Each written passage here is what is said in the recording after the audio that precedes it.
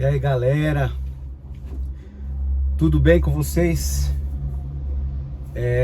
Nós temos que ter uma clareza, né, daquilo que precisamos fazer. Eu vejo que a maior crise das pessoas, em muitas situações em que elas vivem, é não saber dar destino a si mesmo, não saber dar destino à sua alma, não saber dar destino aos seus caminhos. E essa falta de entendimento gera uma intensa confusão no interior das pessoas, né? E não tem como você não falar das suas crises internas sem falar de Jesus. Não tem como você falar de conflitos que precisam ser resolvidos sem falar de Jesus. O maior problema que as pessoas vivem hoje, entendendo de Jesus ou não, é que elas buscam uma resposta humana.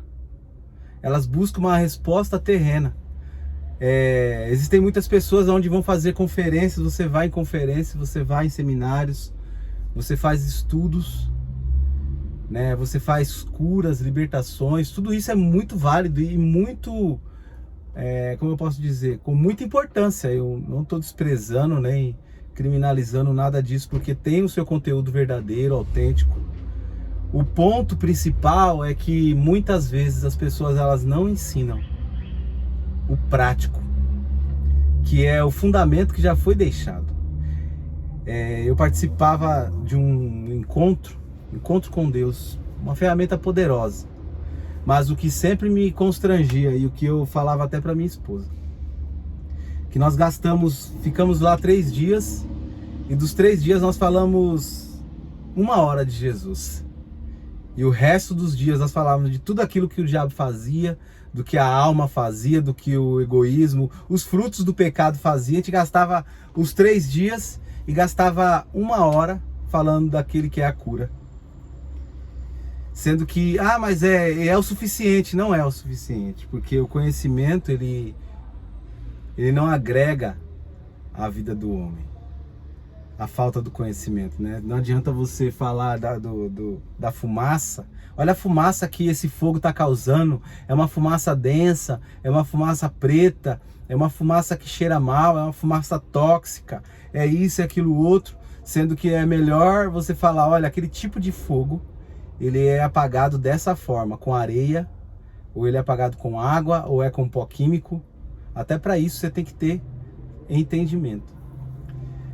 Né? E a nossa crise, a nossa luta, ela tem que ser essa, de entender quem somos e entender aonde erramos. Deus, ele criou o homem e mandou o homem governar sobre a terra. E o homem começou a governar sobre a terra, ou seja, dar nomes, fazer com que as coisas aconteçam do jeito que ele queria. E Deus foi e falou assim, não é bom que viva só, vou fazer uma ajudadora. Ajudadora a mulher é a que edifica. Edificação. Guarda bem esse nome. E se ela é a que edifica, ela tem uma planta para seguir. Ela não vai construir aleatoriamente. Né? E por que eu estou dizendo isso? Porque o conhecimento que nós precisamos ter é esse. Por que eu preciso falar do homem e da mulher? Qualquer dia eu vou fazer um vídeo com a Érica, né? Eu senti no coração de fazer isso, um vídeo sobre marido e mulher, para vocês entenderem um pouquinho sobre como funciona o papel do homem e o papel da mulher. O papel do homem é trazer estratégias à sua casa. E o papel da mulher é edificar sobre esse fundamento. Isso não é o controle do homem, mas isso é uma orientação que o homem dá. Assim como Jesus também, ele deixou uma orientação. Você não é obrigado a cumprir. Assim como ele falou sobre o homem que constrói a casa na areia e na rocha. Assim como as mulheres também não se submetem aos seus maridos. Existe uma diferença entre o mestre de obra, o pedreiro, o que constrói, o que edifica, com o engenheiro. O engenheiro, ele faz um projeto e ele faz a medição exata do peso que aquela construção vai ter para aquele fundamento ser do tamanho exato. A largura, o tipo, a bitola de ferro, o concreto, tudo isso, até mesmo o tempo de cura para poder fazer uma laje depois daquela parte, tudo isso o engenheiro transfere ao pedreiro, e o pedreiro ele vai executar exatamente em cima da planta que foi. Aí que entra a chave, porque a mulher, Deus ele derramou sobre a mulher uma sabedoria. A sabedoria da mulher é aquele, algumas mulheres ainda conseguem discernir isso nela, sabe aquele sexto sentido que nós costumamos dizer, aonde a mulher ela fala assim, essa pessoa aí não me desce. Ou então alguma coisa eu preciso saber dessa pessoa. Por quê? Algumas coisas não estão claras. Quando a sabedoria, ela é uma antessala, né? O Anderson vai falar sobre isso. É uma antessala da sabedoria eterna. A sabedoria humana, ela te faz, te dá um desejo de se aprofundar mais em Deus através de situações ou pessoas. Então essa sabedoria, ela é pura. O problema maior é que o pecado, quando ele entrou na vida do homem, entrou junto à manipulação. E a mulher transformou essa sabedoria em manipulação. E não é o caso, né, disso, de nós falarmos sobre isso hoje, mas a manipulação, ela precisa ser colocada no lugar dela. Deus, quando ele expulsou Adão e Eva, é porque Adão ele caiu nessa manipulação. E não existiu ali para ele outra opção a não ser tirá-lo do paraíso.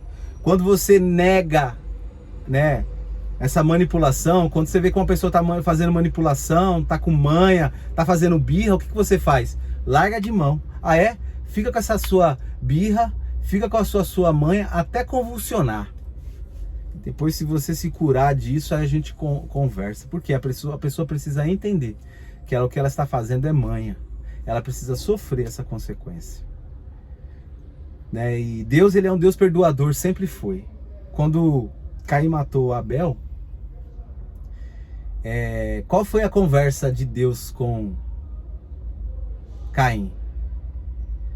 A terra está clamando. Naquela época não existia lei ainda, então o homem não era culpado do pecado, ele já morria direto.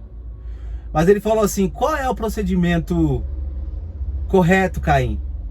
Porque o que te impediu de fazer direito, então? Olha só que interessante.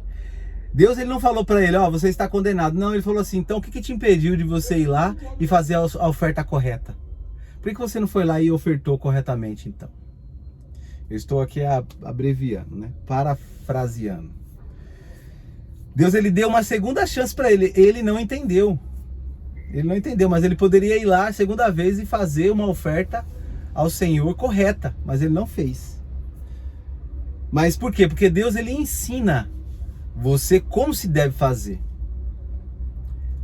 Então a edificação da casa, ele passa por um processo do homem transferir à mulher o que precisa ser feito. O homem, ele é omisso, ele não passa. Aí o que acontece? Um fica jogando pro outro. Só que na verdade não está existindo ali uma cumplicidade entre os dois. Ele não passa e ele reconhecer isso, a mulher não faz e ela reconhecer isso. O problema está nisso. Quando um pedreiro ele é sábio, o que ele faz? O sábio construtor, o que ele faz? Ele pega a planta e ele estuda a melhor forma de construir aquilo exatamente do jeito que o engenheiro passou. E outra, em economia de material, em economia de esforço físico e economia de tempo. Quem sabe disso é o construtor. Quem sabe de como fazer isso é o construtor, é a mulher. Como fazer isso? Já viu aquela casa que o cara às vezes trabalha e manda o dinheiro pra mulher e vai mandando, daqui a pouco a mulher fala assim, ó, semana que vem a gente vai pra praia. Ele não, eu não preparei dinheiro, ela já preparei tudo. Essa é a sábia construtora. Olha, domingo meu marido tá trabalhando demais, domingo eu vou fazer assim, vai ser assim. Ele está precisando disso, meu filho está precisando disso. Essa é a sábia construtora. Assim é o homem com Deus, com Jesus. Se Jesus Cristo é o cabeça, é onde eu quero que você entenda agora. Eu falei um pouco disso para você entender essa parte. Se Jesus Cristo é o cabeça, nós temos que acessar a Jesus todos os dias. Lá em Colossenses, quando você lê o texto de Colossenses, ele ensina muito claramente sobre essas coisas. Olha só, Colossenses capítulo 2. Versículo 20. Se morrestes com Cristo para os rudimentos do mundo, porque como se vivesseis no mundo, vós sujeitai-vos sujeitais às ordenanças. Não manuseeis isso, não proveis aquilo, não tomeis aquilo outro. Ele está falando aqui sobre a prática e a obediência. Às vezes nós obedecemos aos princípios do mundo, mas não obedecemos aos princípios de Deus. Quando eu falo que as pessoas falam sim, porque elas acabam tendo que práticas de, isso funciona, porque funcionou com fulano, então vamos fazer aqui. Aí o cara faz um seminário, faz uma conferência, o cara faz até curso, usando esse termo, né? E aqui em Colossenses ele está ensinando essas práticas, que nós temos que pegar primeiro em Cristo. Cristo não resolveu, meu irmão, tá errado o princípio. Por quê? Se Cristo é suficiente em você, se Ele é tudo em todos, se Ele é suficiente em tudo aquilo, na cruz Ele já pagou o preço para tudo, por que não buscamos a resposta nele? Porque é muito mais fácil eu buscar a resposta numa pessoa que aparentemente parece que ela teve um resultado melhor do que o meu, né? Se morreste com Cristo para os rudimentos do mundo, porque como se viveis no mundo, vos sujeitais às ordenanças. Não manuseeis isso, não proveis aquilo, não toque naquilo outro, segundo os preceitos e doutrinas dos homens. Pois que todas essas coisas, com o uso, se destroem.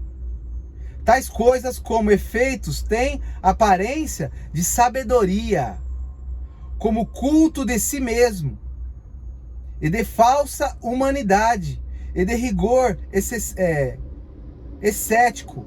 Todavia, não tem valor algum contra a sensualidade. Portanto, se fostes ressuscitados juntamente com Cristo, buscai as coisas lá do alto, onde Cristo vive, assentado à direita de Deus. Pensai nas coisas lá do alto, não nas que são aqui da terra. Porque morrestes, e a vossa vida está oculta juntamente com Cristo em Deus. Quando Cristo, que é a nossa vida, se manifestar, então vós também sereis manifestos com Ele em glória. Fazeis morrer a vossa natureza terrena, a prostituição, a impureza, a paixão, a lascívia, desejos malignos, tal, fala aqui, né? Por essas coisas é que vem a ira de Deus sobre os filhos da desobediência. Ora, nessas mesmas coisas andemos vós também, noutro tempo, quando viveis nela. Agora, porém, despojai-vos igualmente de tudo isso, da ira, da indignação, fala do monte de pecado aqui, né? Da maldade, da maledicência, língua obscena no vosso falar. Não mentais uns aos outros, uma vez que vos despides do velho homem com os seus feitos e vos revestido do novo homem, que se refaz para o pleno conhecimento segundo a imagem daquele que criou, no qual não pode haver grego nem judeu, tal. E ele fala aqui, quando ele fala assim de se despir, quando ele fala assim de desfazer, tá falando aqui de uma clareza em você deixar o que funciona no mundo para a eternidade. Nós somos tendenciosos, sim, o homem é tendencioso a correr atrás daquilo que funcionou para alguém. O que funciona para os outros é Jesus, é buscar a Jesus todos os dias. Tenha essa prática de conversar com Jesus todos os dias. Tenha essa prática de conversar com Cristo. Se Cristo é suficiente, meu irmão, é isso que nós precisamos. Se Cristo te faz uma pessoa plena, por que você ainda não se sente pleno? Por que você ainda não é pleno? Por quê? Porque você busca em fábulas, você busca em conceitos humanos, você busca em experiências humanas. Por melhor que seja a experiência do seu vizinho, ela não importa para você, porque a sua vida é outra. A sua digital é outra. O seu CPF é outro. O seu entendimento, a sua maturidade, a história que Jesus, que Deus escreveu sobre você é outra história, individual. Você precisa entender isso. Busque isso. Quando esses dias passou sobre os avivamentos que tem acontecido, eu acredito em avivamento sim. As pessoas às vezes quando eu faço esses questionamentos para saber opiniões, não é que eu não acredito no avivamento, eu acredito no avivamento de Cristo. Mas se Jesus Cristo é suficiente, para que eu preciso me avivar? Se eu me relaciono com Cristo todos os dias, para que eu preciso de avivamento? Para que? Se Ele é suficiente. É esse tipo de pergunta que se eu desejo esse avivamento, eu sou parte dele. Eu sou parte do avivamento. Eu gero avivamento nos outros. Se a minha vida não está gerando vida na vida dos outros, o erro está em mim. No relacionamento que eu estou tendo. No que eu estou discernindo de eternidade. No que eu estou discernindo sobre perdão. O perdão é bom demais, não é? Quando você vê o fruto do perdão na sua vida, você fala, puxa, ainda bem que eu perdoei aquela pessoa. Ainda bem que eu perdoei aquela situação. Ainda bem que eu me perdoei do erro que eu cometi. Aí você respira aliviado e desfruta desse fruto. Você precisa entender isso. Você precisa desfrutar da verdadeira vida de Cristo que há, né? E ela é eterna. Você não vai viver a eternidade depois que morrer. Você começa a viver a eternidade todos os dias que você se relaciona com Cristo. Todos os dias que você conversa com a eternidade. Você já está vivendo a eternidade. Então aprenda a se relacionar com Cristo. Aprenda a ministrar salvação e Jesus todos os dias. Martele Jesus sobre as pessoas. Não martele ensinos doutrinários. São bons, são. Liturgia, igreja eclesiástica é bom.